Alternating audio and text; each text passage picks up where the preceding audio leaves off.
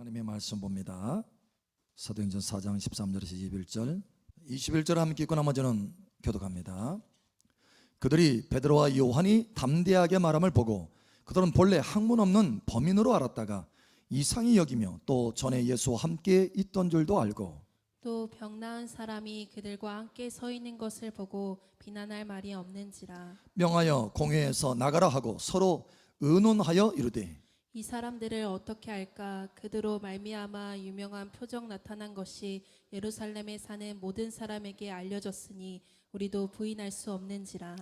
이것이 민간에 더 퍼지지 못하게 그들을 위협하여 이후에는 이 이름으로 아무에게도 말하지 말게 하자 하고 그들을 불러 경고하여 도무지 예수의 이름으로 말하지도 말고 가르치지도 말라 하니 베드로와 요한이 대답하여 이르되 하나님 앞에서 너희 말 듣는 것이 하나님의 말씀을 듣는 것보다 옳은가 판단하라. 우리는 보고 들은 것을 말하지 아니할 수 없다 하니. 함께 읽겠습니다. 관리들이 백성들 때문에 그들을 어떻게 처벌할지 방법을 찾지 못하고 다시 위협하여 놓아 주었으니 이는 모든 사람이 그 된 일을 보고 하나님께 영광을 돌림이라. 아멘. 오늘 핵심 구절은 19절입니다. 우리 함께 읽겠습니다. 시작. 대답하여 이르되 하나님 앞에서 너희의 말을 듣는 것이 하나님의 말씀을 듣는 것보다 옳은가 판단하라. 아멘. 이 말씀이 여러분의 중심에 있기를 축복합니다. 또 봅니다. 사도행전 5장입니다. 또 잡혀갔어요. 베드로와 요한이 또 잡혀갔어요. 공회에. 그래서 또 이렇게 말합니다. 자, 29절 우리 함께 읽겠습니다. 시작. 베드로와 사도들이 대답하여 이르되 사람보다 하나님께 순종하는 것이 마땅하니라. 아멘. 누구에게 순종하라고요? 하나님께 순종하라. 경기도에서 교회들을 조사했어요. 경기도에 있는 교회 숫자가 몇 개인 줄 아세요? 5,000개 정도 된대요. 5,000개. 경기도에만 5,000개. 그런데 과연 주일 예배를 모여서 드릴 것인가? 라고 이제 조사를 했어요. 경기도에서, 이제 도청에서 조사했더니 2,020개 교회는 온라인 동영상으로 드리고 나머지 절반 이상은 모여서 하나님 앞에 예배 드리겠다. 그 소식을 보고 그래도 마음에 한쪽 견해는 참 다행스럽다. 그래도 왜냐하면 이게 절반 이상이잖아요. 절반 이상. 사실 경기도에 꽤나 많이 퍼지고 있거든요. 이게. 근데 절반 이상의 이 교회들이 우리는 모여서 예배 드리겠다. 포기할 수 없다. 그렇게 해서 예배를 드린다는 거예요. 근데 이제 문제는 도지사가 그런 얘기를 한 거예요. 집합 예배 금지에 긴급 명령을 고민하고 있다. 고려하고 있다라는 거예요. 그러니까 예배 못 드리게 하겠다라는 거예요. 법적으로. 그거를 고민하고 있다라는 거예요. 그러자 이제 국민일보에서 또 기사가 났어요. 우려하는 목소리로 불필요하게 마치 교회를 신천지 대하듯 하면서 교회에 영향력을 끼치는 것은 상당히 우려스럽다. 그러면서 오히려 교회에 정말 안전의식을 고취하기를 원한다면 교회뿐만 아니라 사람들이 많이 모이는 곳, 지하철도 많이 모이죠? 또 관공서도 사람들 많이 모이잖아요. 교회는 예를 들어서 예배 때만 모이지만 그런 데는 항상 모여 있잖아. 또 나이트클럽이나 아니면 노래방, 마트 이런 정도의 수준에서 대응을 하는 것이 마땅치 아니하냐 하면서 이제 우려스러운 그 목소리로 국민일보에서 냈어요. 자, 여러분 만약에 이제 경기도에서 그런 일들이 이제 마치 벌어질 것처럼 있는데 만약에 자 국가에서 그죠? 도에서 또는 시에서 집합 예배 금지 긴급 명령을 내렸다. 어떻게 할 겁니까? 응? 어떻게 해야 되죠? 우리는 어떻게 해야 됩니까? 우리는 어떻게 해야 돼요? 자, 마치 이와 같아요. 하나님의 명령, 하나님의 법과 사람의 법이 상충할 때 우리는 어떻게 해야 되느냐라고 하는 것입니다. 누구의 말을 들어야 되느냐라고 하는 것이에요. 여러분, 모든 법 위에 상위법이라는 것이 있어요. 일반 법도 있고 나라의 법 중에 헌법이라는 것이 있습니다. 헌법이 상위법이죠. 그래서 여러 가지 법이 있으면 헌법에 비추어서 이것이 헌법에 저촉되는지 안 되는지 먼저 살펴야 그 법이 시행될 수 있어요. 여러분, 그런 것처럼 모든 법에 상위법이 있습니다. 그 상위법이 뭡니까? 천지 만물을 창조하신 창조주 하나님의 법입니다. 그 하나님의 법이 뭐라고 말씀하십니까? 너희는 예배를 드려라 라고 하는 것입니다. 나는 예배하는 자를 찾고 있다. 할렐루야. 신령과 진정으로 예배를 드리는 자를 찾고 있다는 거예요. 우리는 상위법에 순종해야 되는 것입니다. 여기 오늘 하나님의 말씀에 하나님 앞에서 너희 말 듣는 것과 하나님의 말씀을 듣는 것 무엇이 옳은가 판단해 보라 라는 거예요. 하나님의 말씀을 순종하는 것이 옳지 아니하냐라고 하는 것입니다. 사도들의 대답이에요. 담대한 대답입니다.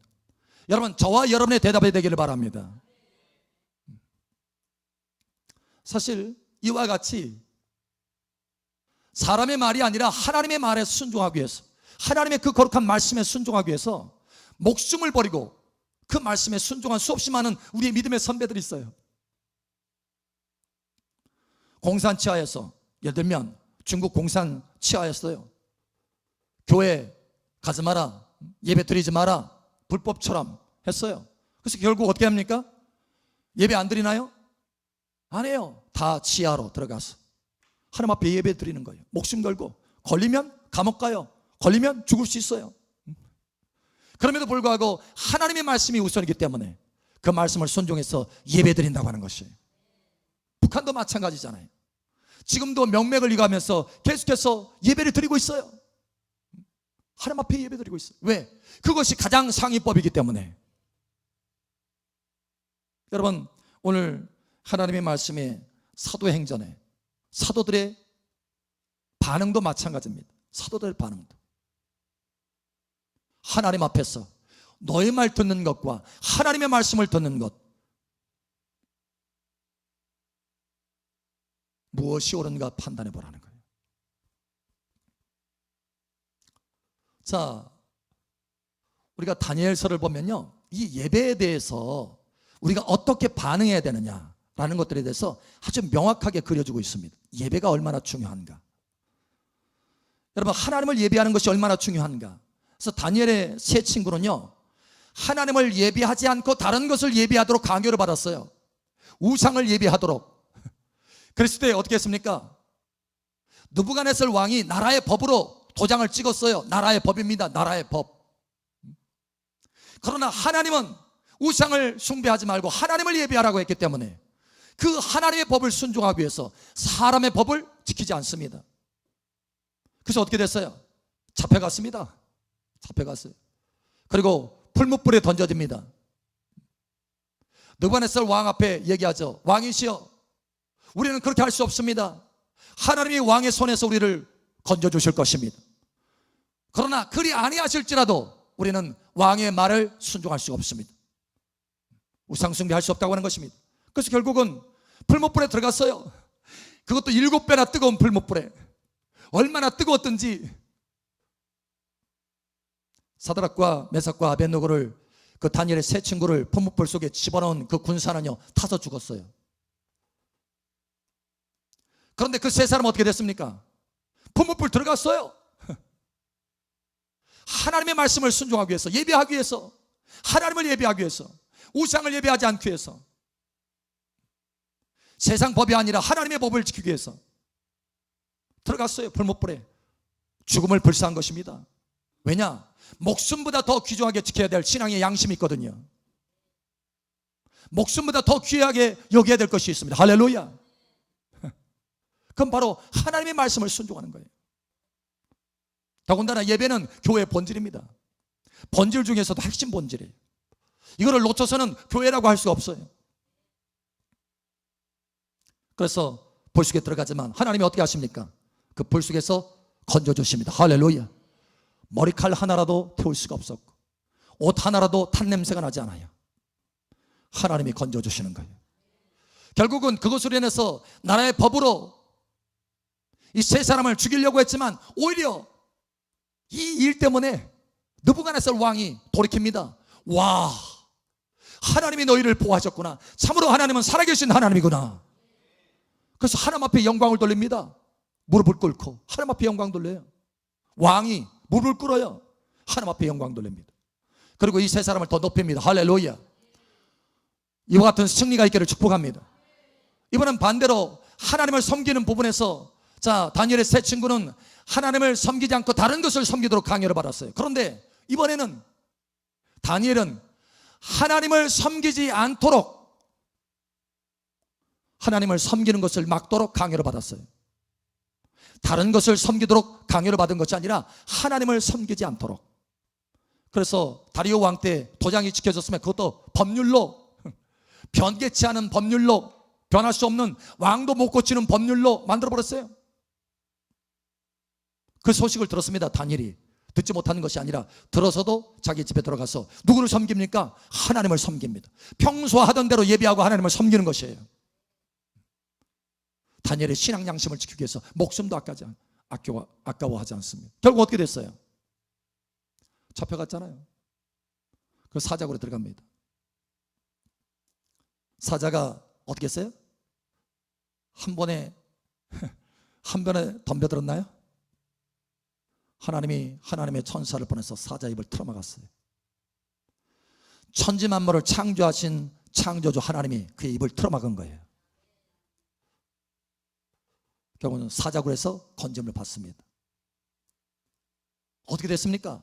왕이 다시 또 돌이킵니다. 와, 다니엘의 하나님, 그는 참으로 살아계신 하나님이로다. 그리고 다니엘을 죽이려고 했던 그 정적들, 그래서 모함에서 이렇게 법률을 만들어서 다니엘을 죽이려고 했던 그 사람들을 데려다가 다 사형을 시킵니다. 그리고 다니엘을 높입니다.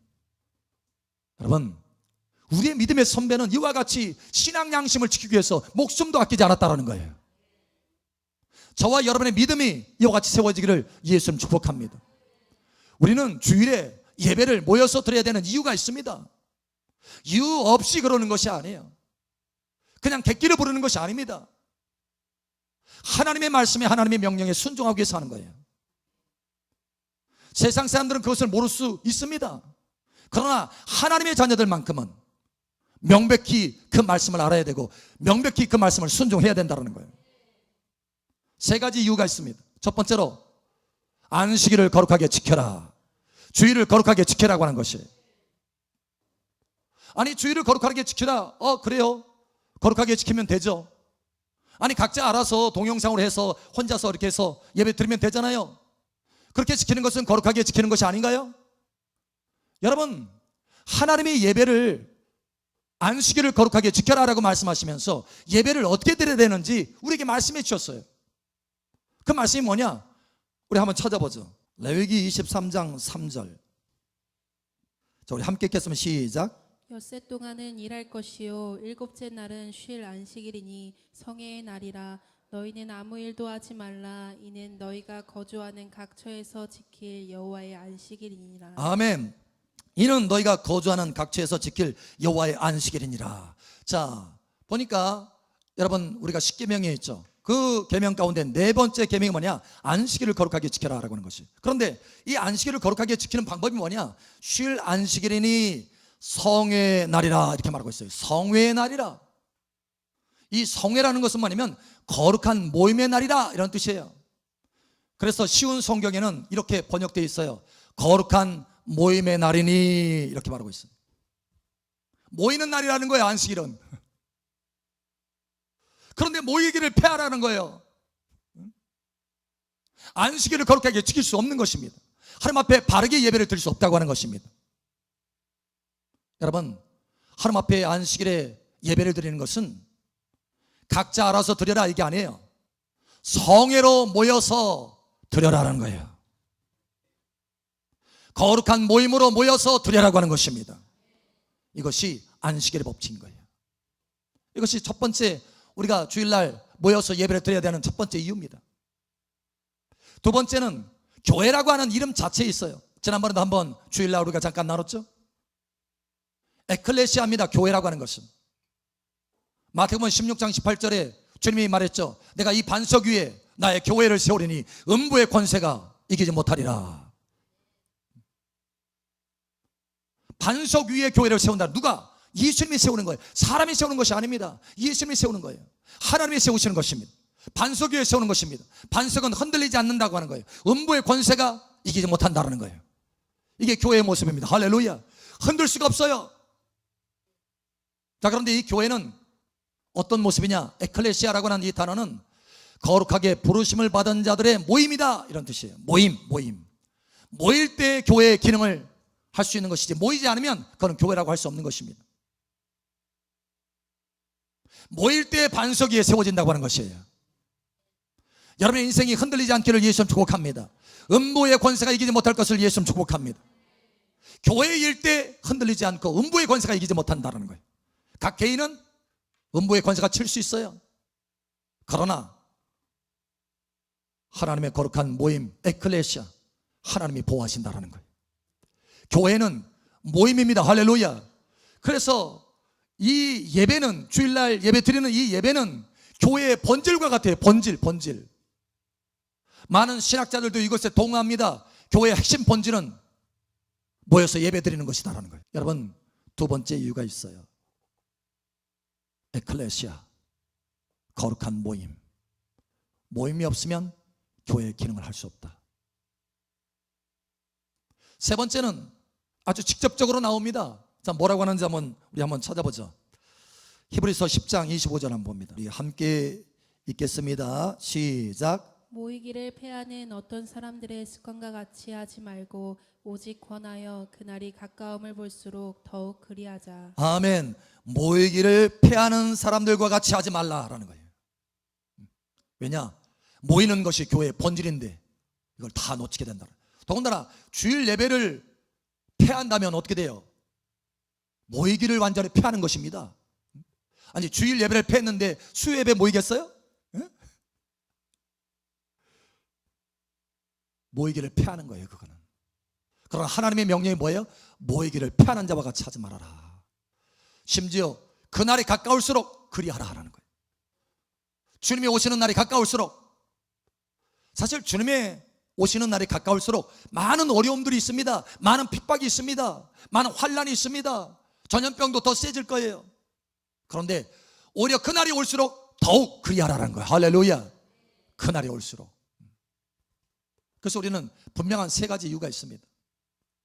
모여서 예배를 드려야 하는, 주일날 모여서 예배를 드려야 하는 분명한 이유가 있다고 하는 거예요. 여러분, 이것을 놓치지 않기를 예수님 축복합니다. 그래서 엊그제 국민일보에 보니까 한 신학교 예배학 교수님이 그런 얘기를 하더라고요. 지금 많은 한국 교회가 온라인으로, 동영상으로 예배를 드리고 있는데 이것은 교회사적으로도 신학적으로도 하나님 앞에 드리는 예배를 완전히 대체한 것이 아닙니다 라는 거예요. 완전한 대체품이 아니라는 거예요. 그건 온전한 것이 아니라는 거예요. 하나님 앞에 합당한 것이 아니라고 하는 것입니다. 그것은 온전한 제물이 될 수 없다고 하는 것이에요. 여러분, 삶 속의 예배가, 여러분 삶 속의 예배가 승리하기를 예수님 축복합니다. 자, 두 번째로 보죠. 첫 번째, 우리는 세 가지 이유가 있다는 거예요. 자, 두 번째는 우리는 추가적인 이유도 있어요. 추가적인 이유. 우리가 모여서 하나님 앞에 예배를 드려야 되는 추가적인 이유가 있어요. 왜 그러느냐? 코로나 때문에 모이지 말라고 하는데 오히려 코로나 때문에 모여야 된다는 거예요. 이 재난과 이 환난을 하나님께서 거두실 수 있도록 하나님 앞에 제단을 쌓아야 된다는 거예요. 오늘 우리가 낮에 말씀을 했잖아요. 다윗의 시대에 엄청난 이 전염병이 돌았는데 극심한 전염병이에요. 3일 만에 7만 명 죽었으니까 전파력, 치사율 할 것 없이 최상인 거예요. 최상. 그런데 이때 다 숨어야 되는데 하나님 뭘 가르쳐요? 제단을 쌓아서 하나님 앞에 예배드리라는 거예요. 그것이 비결, 그것이 이 재난을 이길 수 있는 비결이라고 하는 것입니다. 저와 여러분이 함께 모여서 예배를 드릴 때 하나님이 예배를 흠양하시고 이 나라의 어려움을 거둘 수 있게 된다는 거예요. 그래서 우리는 모여서 예배를 드려야 된다는 거예요. 오늘 낮에도 그렇죠? 하나님이 영광으로 임하셔서 우리의 예배를 향기로 헌신하여 받으시잖아요. 향기로, 연기나는 향기로. 그리고 하나님이 영광으로 임하잖아요. 하나님이 기뻐하시는데 어찌 우리가 이 예배를 포기하고 버릴 수 있겠, 어찌 우리가 예배를 멈출 수 있겠습니까? 예배에 승리하는 여러분 되시길 바랍니다. 노아 시대에도 마찬가지. 노아의 홍수가 있었어요. 그런데 여러분, 노아의 홍수가 있었고 노아의 홍수가 다 끝났어요. 제일 먼저 한 것이 뭔지 아세요? 하나님 앞에 제단을 쌓고 제물을 올려드리는 것입니다. 예배입니다. 예배. 그랬을 때 하나님이 어떻게 하느냐, 그 홍수 내리는 그 진노를 거두셨다 이렇게 말합니다. 진노를 거뒀다는 거. 어느 때? 예배할 때. 그리고 무지개의 약속을 주십니다. 어느 때 진노가 거둬지느냐, 어느 때 심판이 거둬지느냐, 예배할 때 심판이 거둬지고 진노가 거둬진다는 거예요. 어느 때 이 전염병, 극심한 전염병이 거둬지느냐, 예배할 때 거둬진다라는 것이에요. 직접적으로 말씀하잖아요. 여러분, 거기에 보면은 전염병도 들어있죠. 기근이 있고 메뚜기 재앙이 있고 전염병 세 가지가 있어요. 그런데 이렇게 하나님의 심판으로 칠 때 너희가 모여서, 그죠? 나의 백성들이 그 죄에서 돌이키고 나의 얼굴을 구하면 내가 그 죄를 사하고 그 땅을 고치리라. 할렐루야. 그런데 하나님의 얼굴을 피하면, 얼굴을 구하는 게 답인데 하나님의 얼굴을 피하면 답이 없어요. 우리 옆 사람 축복하세요. 하나님의 얼굴을 피하지 맙시다. 아멘. 자, 그래서 마지막 세 번째로 우리는 이 예배에 승리해야 되겠다. 우리가 좀 전에 보았듯이 그 역대하 7장에도 예배 드리는 것이 하나님의 얼굴을 구하는 것이 답이라고 한 것처럼 하나님의 얼굴을 구하고 예배 드려야 되겠다라는 거예요. 예배에 승리하시기를 축복합니다. 예배를 통해서 결정이 되는 거예요. 인생이. 사울 왕과 다윗 왕의 인생을 보십시오.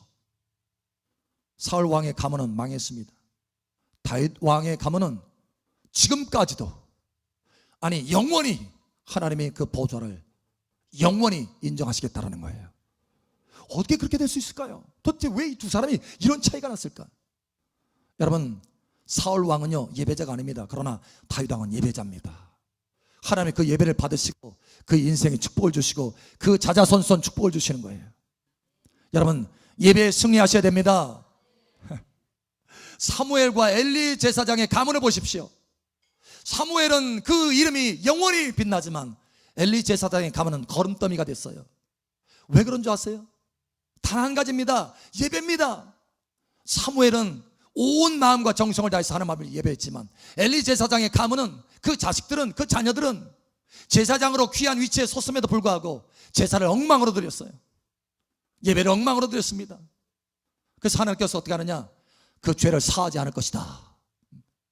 어떤 예물로도 선물로도 사하지 않을 것이다 이렇게 말합니다.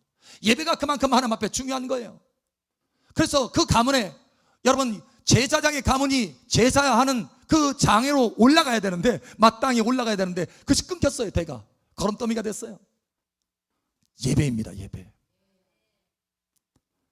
예배에 승리하십시오. 자, 우리 옆 사람 축복하세요. 예배에 승리합시다. 지금은 예배 전쟁입니다. 지금은 예배 전쟁입니다. 하나님이 성전마다, 교회마다 예배를 측량하고 있어요. 이 나라에 하나님 예배를 측량하고 계십니다. 여러분, 요한계시록 11장에 보면 1절에 보면 하나님의 성전에 예배하는 자, 제사 드리는 자를 측량하라 라고 명령합니다. 그러니까 어설프게 예배를 드리는 사람과 하나님 앞에 진정으로 헌신하면서 예배 드리는 사람을 구별하라는 거예요. 왜 그렇게 구별하는 줄 아세요?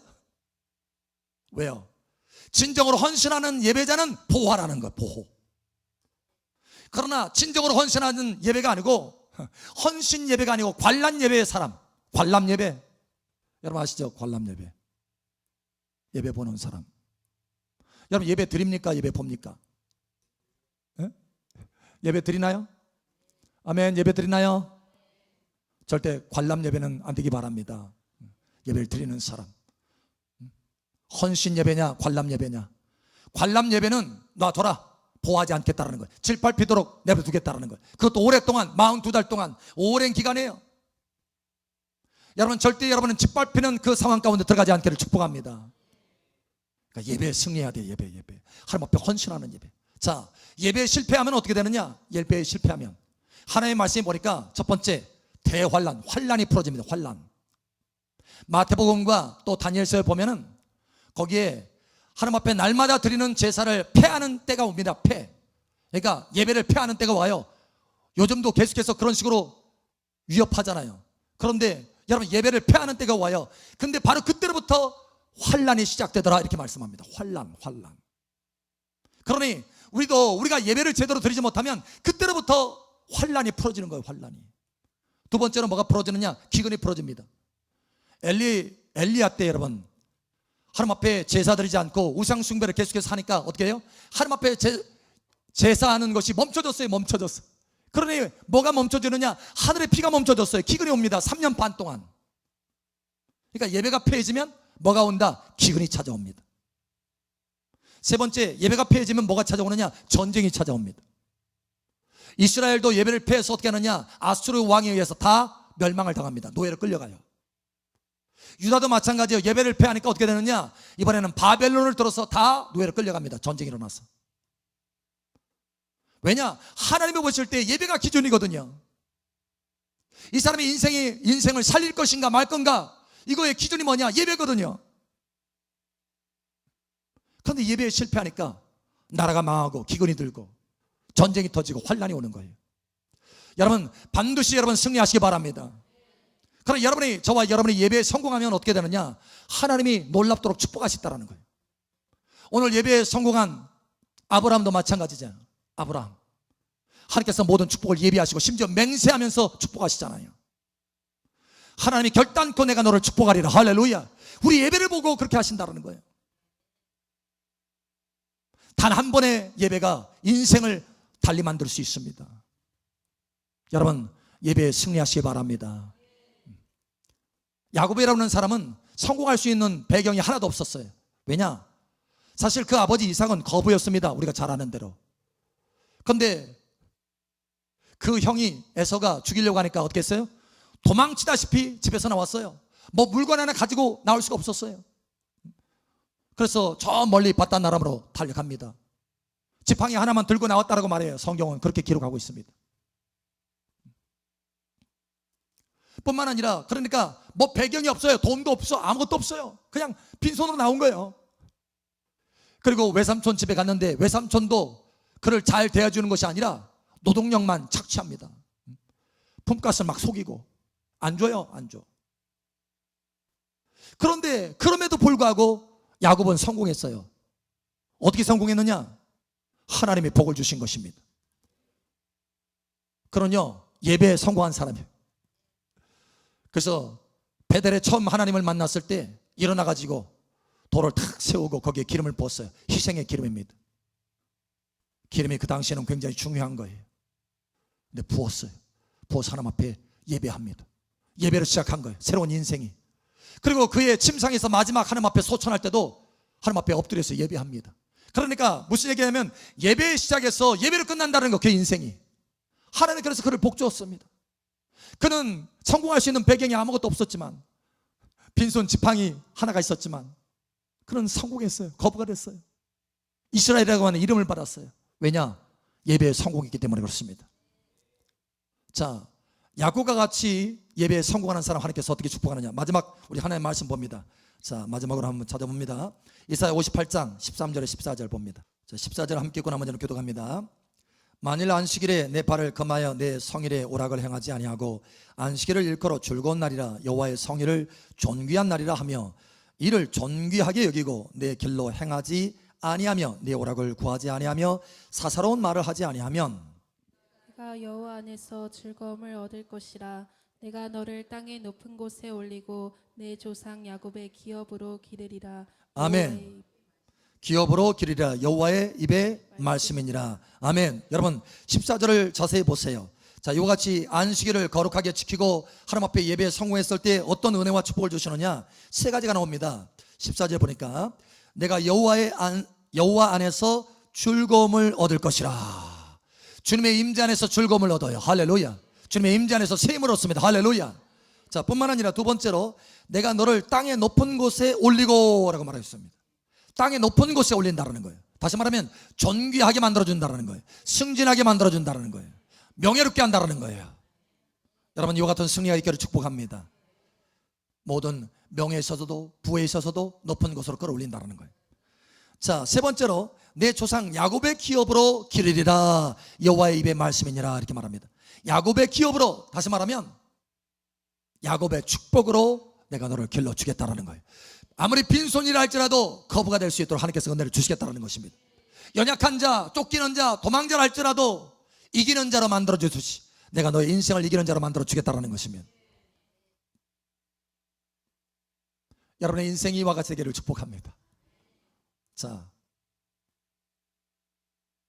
우리는 예배를 함께 모여서 드려야 되는 세 가지 이유가 있습니다.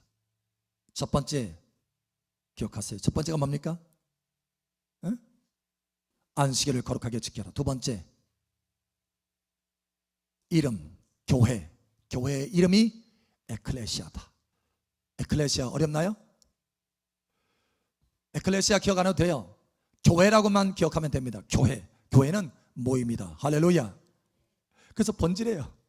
세 번째, 모이기를 패하지 말라고 했다라는 거예요. 모이기를 패하지 말라고 했다. 자, 이 세 가지 이유만으로도 우리는 충분히 모여야 되는 것입니다. 자, 그런데 한 가지 이유가 더 있다고 그랬어요. 그 이유가 뭐라고요? 그 이유가 코로나 때문에 모이기를 패라고 하는데 오히려 이 전염병 때문에 우리는 하나님 앞에 모여서 예배를 드려야 된다는 거예요. 그래야 이 전염병이 떠나기 때문에. 만약에 예배에 실패하면 하나님의 진노가 더 가중되는 거예요. 전염병이 더 강화될 것입니다. 그래, 여러분 삶 속에 승리하시길 축복합니다.